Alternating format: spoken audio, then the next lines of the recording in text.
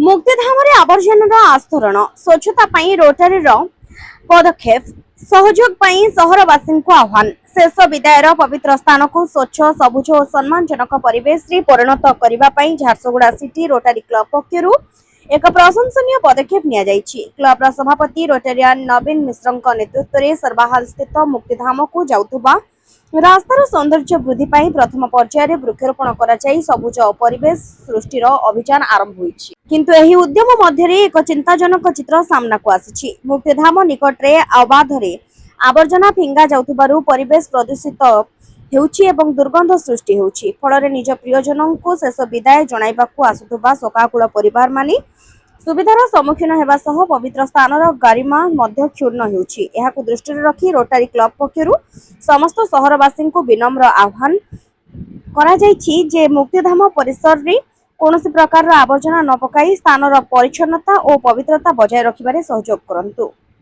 Festival हो या casual shopping, Kalyani का वस्त्रालय में मिलेंगे लेटेस्ट फैशन कलेक्शन। चाहे हो संबलपुरी साड़ी, डिजाइनर साड़ी, सूट या हो इंडो वेस्टर्न या हो ट्रेंडी आउटफिट्स, सब कुछ एक ही रूफ के नीचे। तो बिना देरी करते हुए सीधा चले आइए कल्याणी का वस्त्रालय। Location Sarbahal road, Jharsuguda.